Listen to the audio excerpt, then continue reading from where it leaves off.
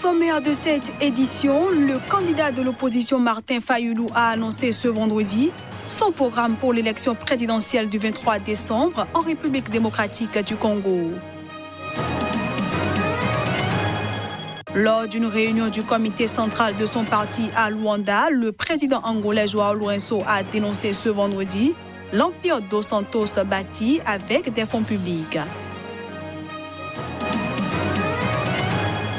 Et puis la Coupe d'Afrique des Nations CAN 2019 a été retirée ce vendredi au Cameroun, à 7 mois de la compétition prévue dans un nouveau format élargi avec 4 équipes.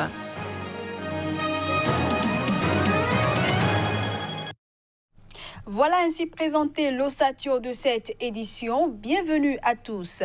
En République démocratique du Congo, 2 organisations influentes opposées au président Joseph Kabila mettent en garde contre tout report des élections prévues le 23 décembre prochain.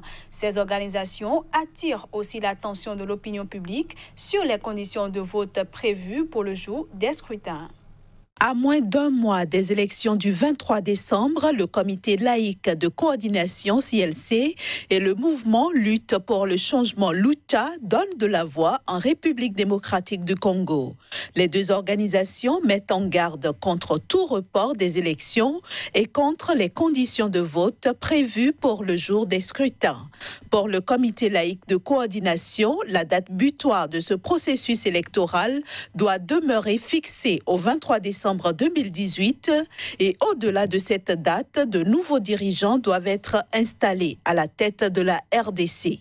De son côté, le mouvement Lutte pour le changement Lucha invite le peuple congolais à balayer les médiocres qui, selon lui, se trouvent aussi bien dans ce que l'on appelle majorité que dans l'opposition, la société civile et même parmi les candidats indépendants.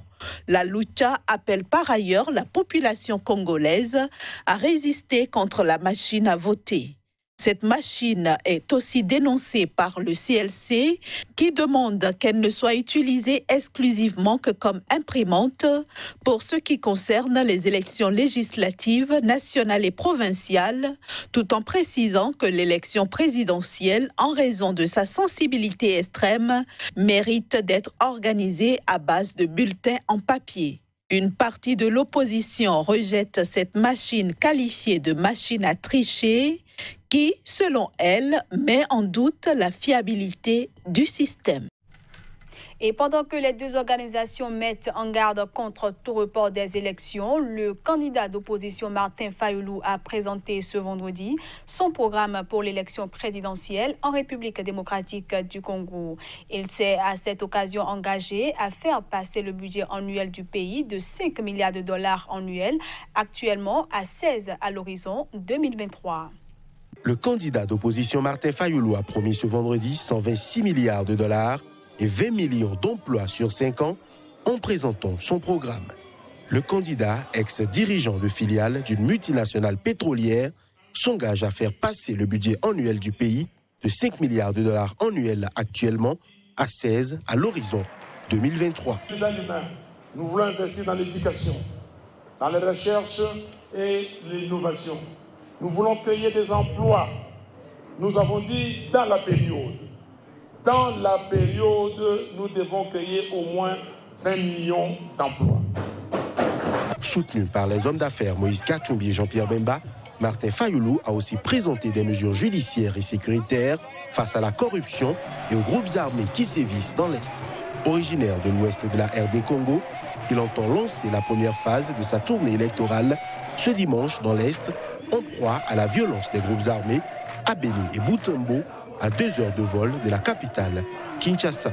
En cas d'élection le 23 décembre prochain, il a annoncé le déménagement d'un camp militaire installé en plein centre de Kinshasa, vers Beni à l'est, où des centaines de civils ont été tués depuis 2014 par des miliciens.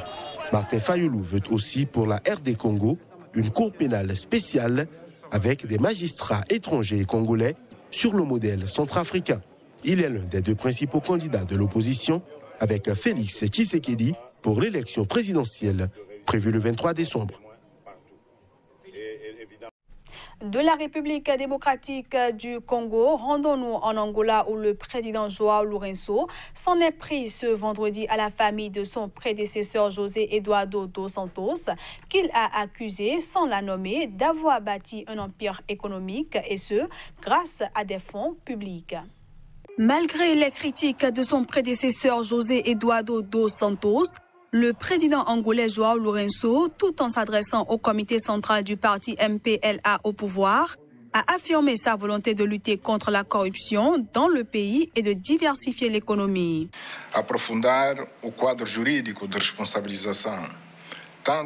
Approfondir le cadre juridique de caractère pénal, civil et de réintégration. Et également prendre les mesures disciplinaires nécessaires pour décourager, persécuter et punir les actes de corruption qui nuisent à l'État et aux intérêts supérieurs du pays. Que lesem o Estado e os superiores interesses do país. Governantes, empresários. Chers camarades d'entreprise, entrepreneurs, coopératives, associations professionnelles, organisations non gouvernementales, universitaires et chercheurs. En fin de compte, tout le pays est mobilisé pour relever le grand défi de la diversification de l'économie. O grande desafio da diversificação da economia. Para o êxito desta missão, pour le succès de cette mission, nous disposons également de ressources financières et d'autres avoirs placés illégalement hors du pays dans des paradis fiscaux et pas seulement, et qui doivent être rapatriés volontairement ou par la force en vertu des lois sur le rapatriement des capitaux et des autres lois en vigueur.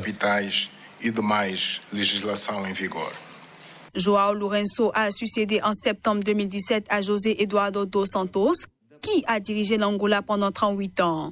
Le nouveau président a rapidement pris cette distance vis-à-vis de son ancien mentor et fait le ménage dans les entreprises publiques en visant notamment des proches de dos Santos au nom de la lutte contre la corruption. Aujourd'hui, la guerre verbale semble déclarée entre le président Lourenço et la famille de son prédécesseur. En Tunisie, 12 personnes soupçonnées d'appartenir au groupe djihadiste État islamique ont été arrêtées dans le cadre d'une enquête sur un attentat suicide perpétré au mois d'octobre dernier à Tunis. L'annonce a été faite ce vendredi par le ministère de l'Intérieur. Des précisions à travers cet élément. Une femme d'une trentaine d'années avait déclenché un engin explosif artisanal le 29 octobre sur l'avenue Bourguiba, la principale artère de Tunis, lors de la première attaque à frapper la capitale tunisienne depuis novembre 2015. L'attaque qui avait fait 26 blessés n'a pas été revendiquée, mais selon les autorités, la kamikaze avait prêté allégeance à l'État islamique. La police vient d'arrêter, dans le cadre de l'enquête sur cet attentat, 12 personnes soupçonnées d'appartenir à l'État islamique, selon un porte-parole du ministère de l'Intérieur, qui n'a pas précisé où et quand les arrestations avaient eu lieu, ni les liens des suspects avec l'auteur de l'attentat.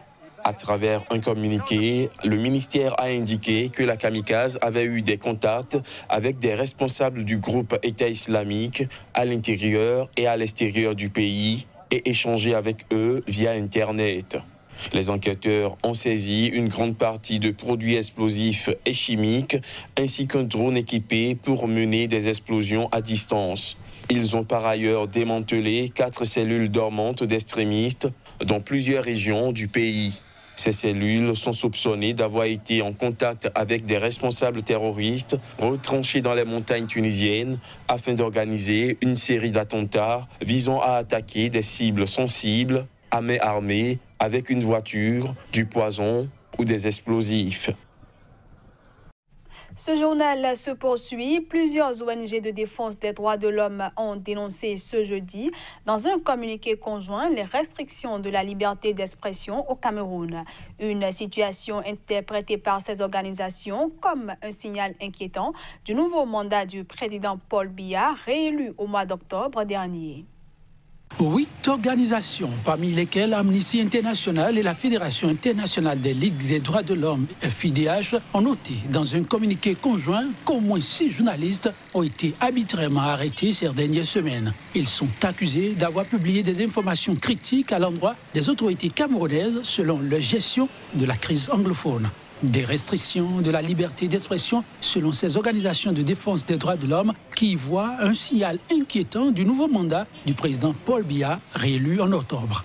Les organisations signataires réclament en outre l'ouverture d'une enquête indépendante et impartiale sur la disparition forcée depuis début août de Franklin Moa, un défenseur camerounais des droits de l'homme. Elle dénonce également une instrumentalisation de la loi antiterroriste camerounaise de 2014 contre des voix considérées comme dissidentes et demande sa révision afin de la rendre conforme au droit international. Le 7 octobre 2018, le président Paul Biya, au pouvoir depuis 1982, a été réélu pour un 7e mandat sur fond de crise dans les 2 régions anglophones du Nord-Ouest et du Sud-Ouest. Cette crise, qui n'a cessé de prendre de l'ampleur, a déjà forcé, selon l'ONU, plus de 437 000 personnes à fuir leur domicile dans ces régions. La Confédération africaine de football a annoncé ce vendredi soir qu'elle retirait l'organisation de la CAN 2019 au Cameroun. Cette décision intervient après une récente inspection sécuritaire et une visite des infrastructures, stades et hébergements au Cameroun. La Confédération africaine de football, la CAF, a décidé ce vendredi de retirer l'organisation de la CAN 2019 au Cameroun, pénalisée par des retards dans l'avancée des travaux de préparation. Nous avons pris une décision de retirer la CAN 2019 du Cameroun. Mais, devant ça, la Confédération africaine prend un engagement de soutenir le Cameroun, de donner du temps au Cameroun pour qu'il puisse bien préparer une CAN. Moi-même, je ne trouve pas encore en tant que président de la CAF le cabinet, donc je ne peux pas savoir quel pays s'intéresse à la CAN, mais je sais qu'il y en a qui s'intéressent à le faire. Parce que c'est en évaluant tout ça que nous avons pris cette décision. Soyez rassurés, il y aura des pays qui vont candidater. Ça, je peux vous garantir. La Coupe d'Afrique des Nations CAN 2019 a été retirée au Cameroun à 7 mois de la compétition, prévue dans un nouveau format élargi à 24 équipes. Une période floue s'ouvre avec un cabinet mis en place pour déterminer un nouveau pays organisateur d'ici la fin de l'année.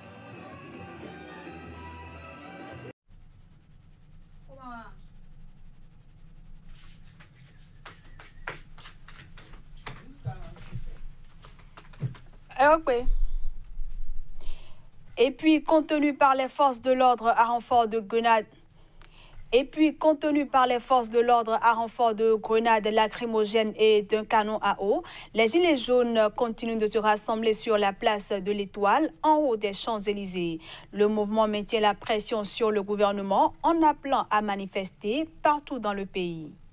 Le 3e samedi de mobilisation des Gilets jaunes décidé à maintenir la pression sur le gouvernement a donné lieu à de nouvelles échauffourées avec les forces de l'ordre près de l'Arc de Triomphe Nembe de gaz lacrymogène. 200 manifestants pacifiques sur les Champs-Élysées, 1500 perturbateurs à l'extérieur du périmètre venus pour en découdre. C'est ce qu'a dénoncé sur Twitter le ministre de l'Intérieur, chiffrant en fin de matinée à 59 interpellations, alors que 5000 membres des forces de l'ordre sont mobilisés ce samedi à Paris. Le ministre de l'Intérieur a également souhaité que la contestation se structure afin qu'un dialogue puisse s'établir. Les forces de l'ordre faisaient usage de canons à eau contre les manifestants, pour certains encagoulés et masqués, qui ont tenté de forcer un barrage mis en place par les forces de l'ordre pour filtrer les entrées, selon la police.